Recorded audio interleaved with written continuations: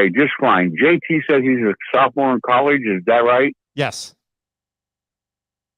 Well, then he needs to study some football because Cincinnati in no way, shape, or form can field anywhere near the kind of talent that Alabama has. It's not even close.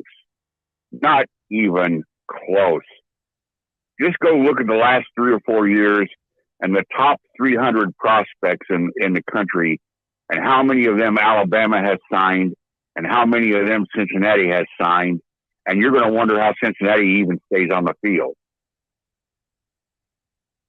Sure. Now, I do think that Luke Fickell's a fine coach, and I think Cincinnati's had an outstanding year. But this idea that Alabama, that because Mechie is hurt, which, yeah, of course, I don't care who you are. I don't care if you're Indiana State Tech. If you lose one of your starting wide receivers, your offense hurts because you've lost one of your starting wide receivers. But Alabama's wide receiver room is full of 4 and 5 stars. They're not experienced, but they're extraordinarily talented. And it's just, I just have you look at the history of the semifinals and the playoffs, where we have the Georgia-Oklahoma Rose Bowl. Where there have been 1 or 2 of the semifinals that have been close. The other ones have all been blowouts. And I think we're getting ready to see another blowout here. I really do. I'm not disrespecting Cincinnati. I'm just saying that, in my opinion, the gap is just too great. It's too great. Well, I think JT made some decent points, but like you, I said many of the same points that you did. I think that all you have to do is look at the team composite talent rankings. And if they weren't accurate, I wouldn't cite them, but they are accurate, especially at the top. And the 6 most talented teams in the country, based on what's on the roster right now: Alabama, Ohio State, Georgia, Clemson, LSU, Oklahoma. That's basically been the playoff. And right. Yeah, Cincinnati just I think that we would see even more of a talent gap and even more of a gap if they were thrown in the SEC West and they had to run through these games week after week after week after week after week. Then we would see the depth issues show up as well. But for the one game, yeah, they might be able to come up with some schemes and some matchups to hang in there for a while. But like you say, we've only seen a couple decent semifinal games, and I didn't disrespect the likes of Washington and Michigan State and some others, but it was just clear that they didn't have the talent to hang in a ball game, and I think Cincinnati's right in that same place. Well, and I don't want to overlook the fact that you're going to give Nick Saban 3 weeks to get ready for you, and Yep. If you took the names away and you gave me Cincinnati's roster and you gave me Alabama's roster, and then you told me Nick Saban gets this roster over here and it's Alabama's, and Luke Fickell gets this roster over here. I mean, hello, Nick Saban, hello. Alabama lost 6 players in the top 37 draft picks of last year's NFL draft off their offense alone.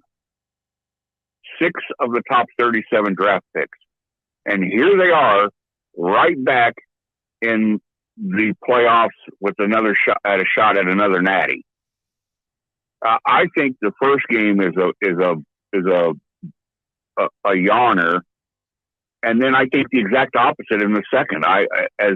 I have tremendous respect for both Georgia and Michigan, and I think that's going to be in my opinion, a very entertaining game. It may be one of those old school Big Ten slobber knockers, a 16-13 game, something like that. But I really think the second game is going to be extremely entertaining. What's your thoughts on Georgia, Michigan? Well, an earlier caller asked me to give my keys on the game, so I'm not going to repeat those, but I do think that we're looking at two teams that are extremely similar.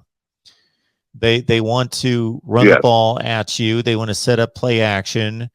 They have talented running games. They want to lean on an offensive line. They don't want to put too much workload on a quarterback who is, in both cases, are good. Michigan's quarterback doesn't have a history of making as many mistakes by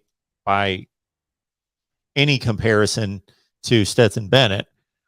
So I think that would be one Michigan advantage, is their quarterback doesn't have a history of making mistakes, and Stetson Bennett does.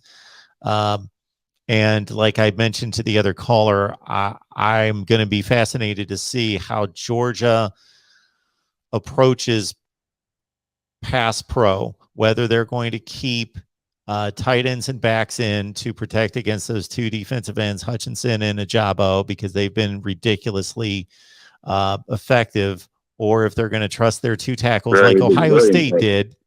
Ohio State trusted their two tackles, and they're both going to be playing in the NFL, but they weren't good enough to consistently protect Stroud, and it cost Ohio State the game. And I also think that this Brock Bowers tight end at Georgia is fast becoming the best tight end in college football. He's phenomenal, and he's going to be tough for Michigan to deal with and try to find a matchup that can handle him. Well, I've been really blessed to be on the sidelines for the entire career of Charlie Kohler at Iowa State. And Chuck is a heck of a tight end. But this Bowers kid is something else. And if he doesn't enter next season as the lead candidate for the Mackey, I don't know who it would be. He's been very impressive. Hey, I know you got other callers, and I'll let you go, but I want to leave you with one thought, and then I'll go and then listen to what your response is. Can you tell me, briefly sum up why it would be, if you think so, why it would be a bad idea, this transfer portal, to reimpose you got to sit out a year if you transfer, like it used to be, where if you transferred, you had to sit a year. If you agree that that's a bad idea, I'd just like to hear your thoughts on that. And thanks for taking my call, Mark, and have a Merry Christmas. Yeah, Merry Christmas to you as well. Appreciate that. So I don't believe that there's a right or wrong here. I don't believe, some things we could argue about, and I would vehemently say that's right. There is a moral justification for this, or there is not. There is a right or wrong. With this, there is not right or wrong. It's about freedom. It's about balancing freedom for the athlete with what is good for the sport. It's just like the free market system. I believe in the free market system, but there have to be regulations and restrictions, or there would be corruption. Okay. I believe that a player, and I don't have necessarily a great argument for this, but I just think it seems reasonable to me that we would allow these players to transfer one time without penalty. That they would, and there would be an understanding that they can transfer one time without sitting out a year. But the next time they would have to sit out the one season. I just think that's fair and reasonable and balanced to not allow just crazy, even if the NFL. So this is sometimes compared to, and I've even made this comment, comparing this to NFL free agency, but it's not. It's really not. I called it that a few times, and then I thought, no, it's the wild, wild west right now compared to NFL free agency. 90% of NFL players are under contract, and they're not free agents. They have a 1-year contract, a 2 or 3 or 4-year contract. If they're great players, they might have 7 and 8-year contracts. And there's a very small portion of the league that every offseason have free agent status because their contracts have run out. So that's under control. We live in a situation where any college football player at any time can say, I'm a free agent, put my name in the transfer portal. They look outside and they think, you know what, this is 3 consecutive cloudy days in Manhattan, Kansas. I don't want to be here anymore. Bye. Or I don't like these 2 dudes that are close to my locker on the football team. Get me out of here. Or we know that 18 to 21-year-olds don't have the best judgment or the best perspective on life to understand, be patient, work hard, be diligent, do the right things. Your hard work, your diligence will pay off. No. And it's not their fault, but it's that stage of life, and it's been magnified by the culture. It's been magnified by the culture. And again, it's not their fault. It's actually our fault as adults. And it's the fault of technology that has created the society that we have to have everything. How more impatient are all of us today than we were 10 years ago or at another time in our life when everything wasn't just bam?